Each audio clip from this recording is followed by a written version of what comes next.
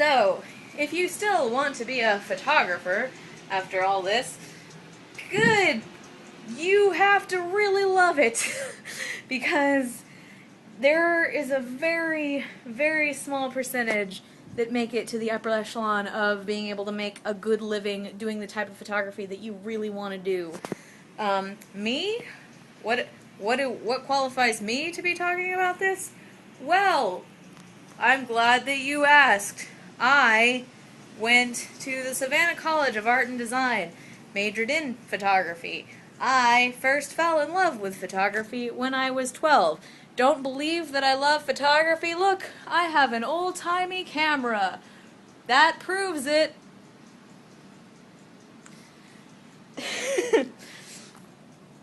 But seriously, I fell in love with photography when I was 12. I loved taking pictures, I loved developing film, I loved everything about it. I loved every single part of the process.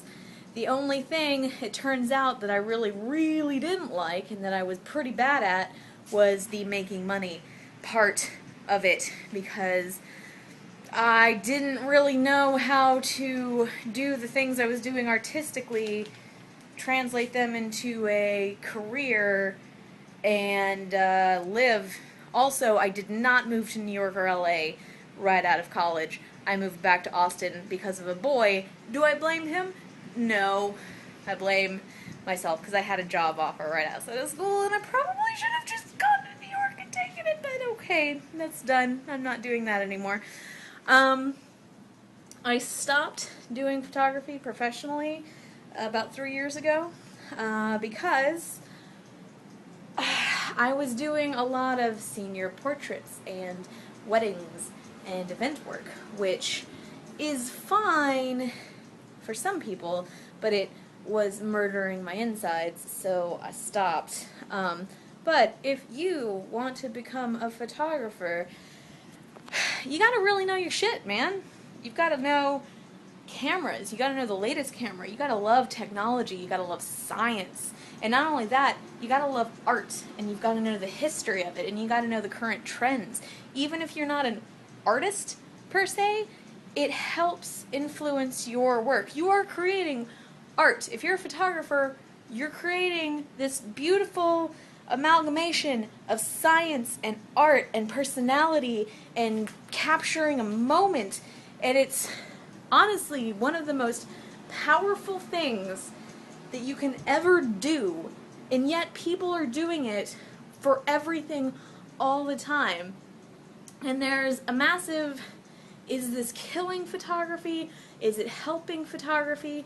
Kind of going on in the community that I'm not really a part of anymore. But honestly, I think that people taking pictures in whatever sense they're taking pictures, if they are thinking about those pictures and trying to make them look good, they are in a sense honoring photography, and they are in a sense helping to create art, even if it's Instagramming their brunch and then tweeting about it. That's fine. It's, it's not a Cartier-Bresson print, but it's unique unto itself. So, how does one become a photographer? Well, you start with a camera. You gotta know your shit, dog. So, you're not, well, I can't say you're not, because there are plenty of people doing it. If you would like to be a good photographer, know how to use your camera. Get a camera with manual settings. It can be a digital camera. I prefer people start learning on a film camera, because not only does film have this essence to it that I know that people talk like this, and the film, it has this glow and this essence, but honestly, it has a soul in the way that digital doesn't. Because you have a card that you put in your digital camera, and you take a dozen pictures, and then you erase the card, and you take a dozen pictures, and those cards are files that are stored in your computer or wherever, and, that moment exists in those pixels, but it isn't something singular unto itself. Whereas film, you take a picture and the light is captured onto a separate body, which is the gelatin in the film, and the silver gelatin in the film, the silver reacts to the light, and depending on how much light you've allowed to come into your camera, and if it's the right settings, the right shutter, the right aperture, the right film speed, all that kind of stuff for what you're trying to capture, it gives life to that film, and it becomes something unto itself. Even if you're taking a picture of some dude getting a BJ in a back alley, that negative has life to it, and it's beautiful, and it's something that is lost with digital. Trust me, I would never shoot a wedding using film. Oh God, no.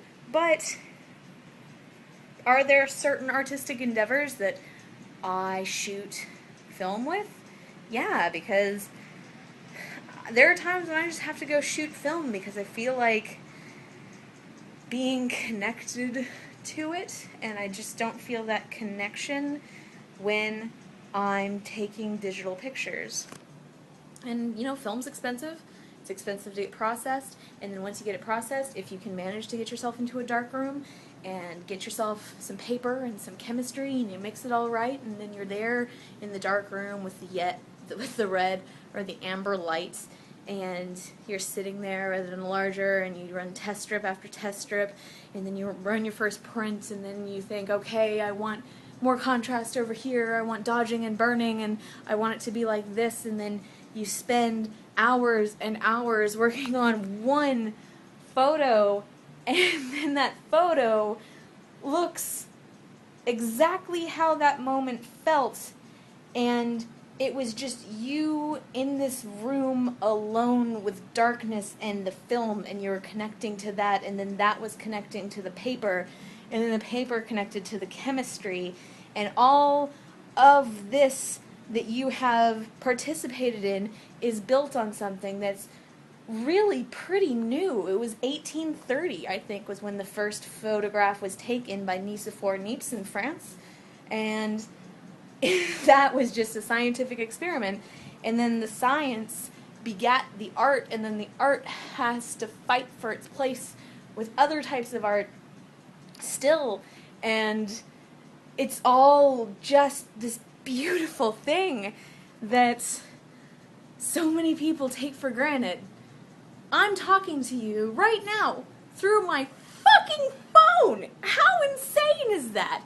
And the phone is adjusting the amount of sensitivity based on how much light is taking in, and all of that is based on this history of photography and these guys who would experiment with egg whites and sunlight to try and get an image to show up.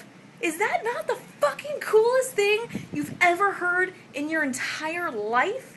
These guys just were like mixing things together just to see if they could capture a moment, because, you know, you can paint a picture of a person, but ultimately that's not the exact same, or there's not a moment. You can recreate a moment, but that's not how it actually happened. And even photography lies like a shit ton, and I'm not just talking Photoshop. Angles.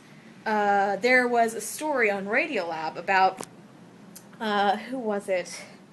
The famous war photographer, the Valley of the Shadow of Death, with all the cannonballs in the Crimean War. And who the fuck was it? F something. Frederick? Anyway, he lied about war photography. It was one of the most famous war photographs ever. It's just this empty, barren field with cannonballs all over the place, and I've seen this photo 1,000 times. And turns out that was actually not a true photograph. Him and his assistant or whoever moved a bunch of cannonballs onto the field to make it seem like there was this massive death that happened there, when in fact it was pretty mild, probably because the fighting was very far from them. But this photo makes you feel things about the war. It makes you really feel for the people who were there and what was happening. And that photo was a lie. And it was before all of these other manners of which you could lie with photography and other things. But getting back to what I was saying, photography has this amazing ability to tell you the truth about a moment, to make you feel the exact same way that you felt when you were there with this camera. And it's also this massive separating device. It makes you separate yourself from the moment, and that's a big thing that's happening with phones and events. People hold up their phones and their iPads at concerts in order to capture them, and then they never look at them again instead of just enjoying the moment while you're there.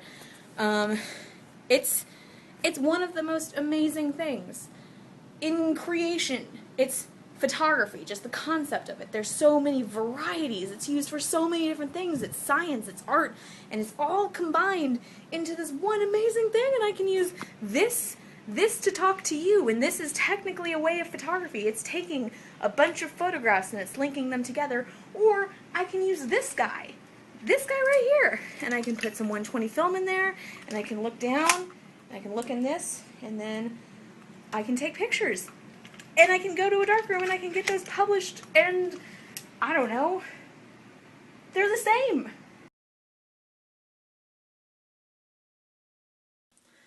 So, my bread looks like absolute fucking dicks. It just, still gonna eat it though. So back to my crazy rant on photography. Let's get to some practical stuff. First, just take a lot of pictures. Look at other people taking a lot of pictures. I mean, you're not gonna be good. I'm sorry. It's true. You're not gonna be good until you take an ass ton of pictures. I was pretty good from the get-go, and I still suck hard to this day. Alright? Just know that if you want to do this professionally, it is insane competition that even if you're really good, you are still bad, and you have to be prepared to fail. I mean, unless you want to take, like, engagement photos, weddings, events, senior pictures, corporate events, that kind of stuff, there's always going to be an area of work for that. I did that for a number of years. It killed me. I was a dead husk of a person inside, but I did it for a while because I turned down a job in New York because I'm smart. But how do you get started? You take an ass ton of pictures. You post your stuff on the internet. Flickr, Tumblr. If you want to do Reddit, go to photo critiques and get your ass slammed hard with a fist over and over and over again.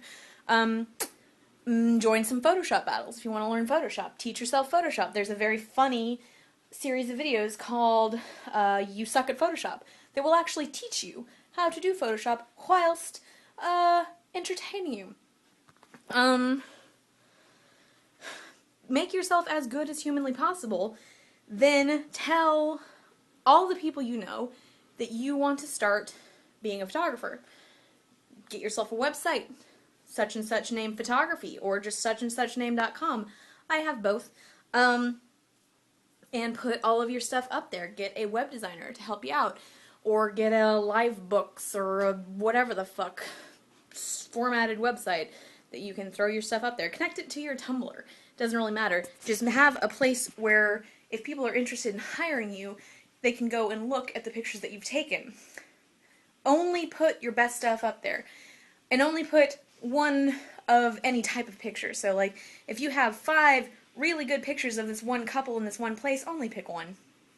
No one needs to see 5 of the same-ish exact photo, even if they're all good. One is going to be the best.